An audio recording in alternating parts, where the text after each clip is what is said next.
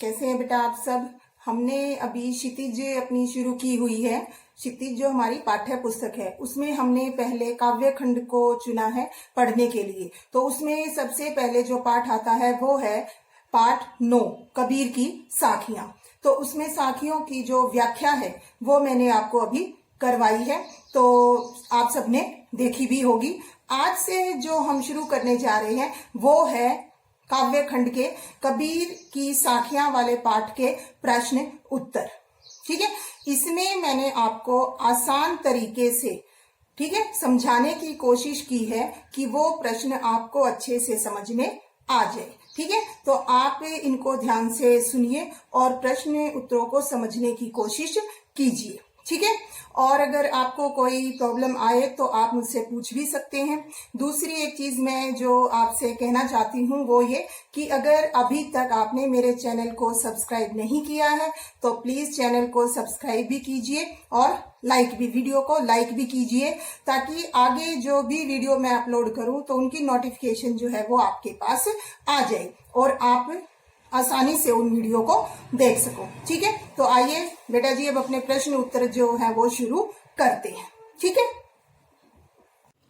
पहला प्रश्न है, मान सरोवर से कवि का क्या आशय है। मान सरोवर से कवि का अभिप्राय मन रूपी सरोवर से है जिसमें विचारों रूपी स्वच्छ जल भरा हुआ है और उसमें हंस रूपी जीवात्मा जो है वो क्रीड़ा कर रही है, मतलब खेल रहा है, और वहां पर रहते हुए हंस जो है वो मोती चुगता है और जो मन है वो मोक्ष को प्राप्त करने की इच्छा रखता है। तो इसका मतलब क्या हो गया कि मान सरोवर मन रूपी सरोवर जिसमें हंस क्रीड़ा करते हुए मोती चुग रहा है और जो आत्मा है जीवात्मा है वो वहां पर मुक्ति रूपी फल चुग रही है, और दोनों ही मतलब जीवात्मा और हंस दोनों ही उस मन रूपी सरोवर को छोड़कर कहीं और जाना नहीं चाहते हैं। ठीक है, अब दूसरा प्रश्न है हमारा, कवि ने सच्चे प्रेमी की क्या कसौटी बताई है। कवि ने सच्चे प्रेमी की कसौटी बताते हुए कहा है कि जो सच्चा प्रेमी होता है वो ईश्वर भक्ति में ही लीन रहता है। उसे संसार के मोह माया लोभ ईर्ष्या द्वेष घृणा ऐसे भाव जो होते हैं अपनी ओर आकर्षित नहीं कर पाते हैं, और जो सच्चा प्रेमी है वो प्रभु की भक्ति में ही लीन रहता है। दूसरा, जब उस सच्चे प्रेमी को कोई दूसरा सच्चा प्रेमी यानी कि प्रभु भक्त मिल जाता है तो उसकी खोज जो है वो पूरी हो जाती है और वो मिलकर प्रभु भक्ति में लीन हो जाते हैं। ठीक है, समझ में आ गया। इसके बाद तीसरा क्वेश्चन है हमारा, तीसरे दोहे में कवि ने किस प्रकार के ज्ञान को महत्व दिया है। कैसे ज्ञान को महत्व दिया है, जो कि हाथी के समान शक्तिशाली हो। मतलब क्या है इसका कि जब हमें सच्चा ज्ञान प्राप्त हो जाता है तो हम हर प्रकार के भेदभाव सांप्रदायिकता धार्मिक अंधता ऐसे भावों से ऊपर उठ जाते हैं और पूरी तरह से प्रभु की भक्ति में लग जाते हैं, और जो भी सांसारिक मोह माया है वो अपने जाल में उस इंसान को नहीं बांध पाती जिसे सच्चा ज्ञान प्राप्त हो जाता है।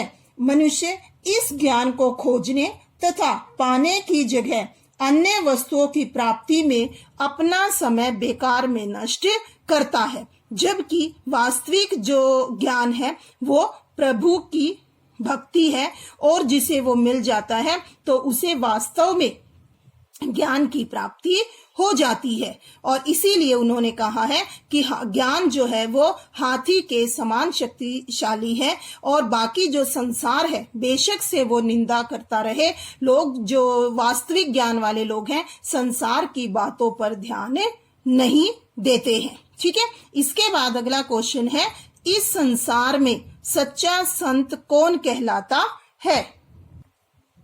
इस संसार में सच्चा संत वही कहलाता है जो पक्ष विपक्ष के चक्कर में पड़े बिना भगवान की भक्ति करता है। मतलब कि किसी भी पक्ष विपक्ष में वो नहीं पड़ता है, बल्कि अपने सभी सांप्रदायिक भेदभाव मोह माया से दूर सभी स्थितियों में वो समान रहता है। चाहे उसे सुख हो, चाहे उसे दुख हो, लाभ हो, हानि हो, अच्छा बुरा कैसा ही भाव हो, वो हर समय सिर्फ प्रभु भक्ति में ही लीन रहता है। उसे इस सांसारिक मोह माया से कोई प्रेम नहीं होता और इसीलिए वो सच्चा संत कहलाता है। अगला हमारा प्रश्न ये है कि अंतिम दो दोहों के माध्यम से कबीर ने किस तरह की संकीर्णताओं की ओर संकेत किया है। पहले तो संकीर्ण का अर्थ हमें पता होना चाहिए। संकीर्ण होता है छोटा, तंग, जैसे कहते हैं संकीर्ण गली, तंग गली मतलब जिसमें आने जाने का रास्ता कम हो। तो इसमें जो हमने अंतिम दो दोहे पढ़े हैं उसमें हमने क्या पढ़ा है। पहले वाले में आया है कि मुसलमान जो है वो अपने पवित्र स्थान काबा को अच्छा मानते हैं और हिंदू जो है वो काशी को, ठीक है। जबकि कवि कहना चाहते हैं कि भगवान में कोई भी अंतर नहीं है, दोनों ही एक हैं, जबकि इनको बांटा किसके द्वारा गया है, इंसान के द्वारा। तो पहले तो कि धर्म के आधार पर भेदभाव करना, इसकी तरफ संकेत किया गया है। और जो दूसरा दोहा है यानी कि अंतिम दोहा, उसमें यह बताया गया कि किसी ऊंचे कुल में जन्म लेने से ही कोई व्यक्ति महान नहीं बनता है अगर उसके कर्म महान न हो। तो इसमें यह बताया गया है कि ऊंची जाति या कुल में पैदा होने से वह महान बन गया, ऐसा नहीं है। आदमी जो है वो अपने कर्मों से महान बनता है। तो कौन सी दो चीजें इसमें बताई हैं कि एक तो धर्म के आधार पर भेदभाव करना, दूसरा अपने आप को ऊंचे कुल में जन्म लेने के कारण श्रेष्ठ समझना। जबकि ये दोनों ही चीजें जो हैं वो झूठ है, क्योंकि भगवान भी एक है और इंसान जो है वो अपने कर्मों से महान बनता है, जन्म या कुल से नहीं, ठीक है।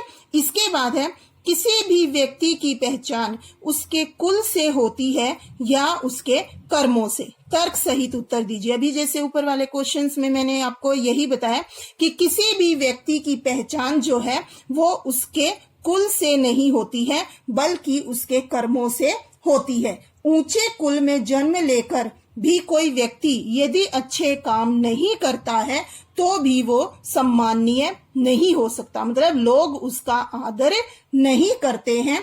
इसके विपरीत कोई व्यक्ति छोटे या नीचे कुल में जन्म लेकर भी यदि अच्छे काम करता है तो लोग उसकी सराहना करते हैं, उसकी प्रशंसा करते हैं। तो इसीलिए ये बताया गया कि ऊंचे कुल में जन्म लेने से ही कोई महान नहीं बनता है, या जब तक अगर उसके कर्म महान न हो, ठीक है। उदाहरण के रूप में हम कह सकते हैं कि कबीर दास, सूरदास, तुलसीदास बहुत ही सामान्य गरीब परिवारों में इनका जन्म हुआ, लेकिन ये व्यक्ति अपने कर्मों की वजह से ही महान बने और आज लोग जो हैं सभी इनका इतना सम्मान करते हैं, ठीक है। आ गया समझ में। इसके बाद बेटा जी हमारा लास्ट क्वेश्चन आता है, काव्य सौंदर्य स्पष्ट कीजिए। पहले तो ये कि काव्य सौंदर्य होता क्या है, ठीक है।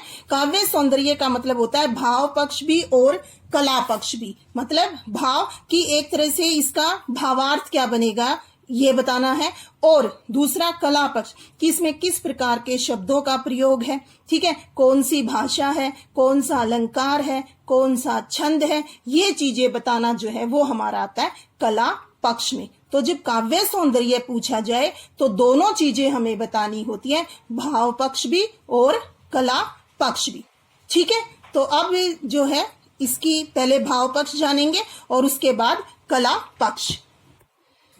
तो पहले इसका भाव समझिए।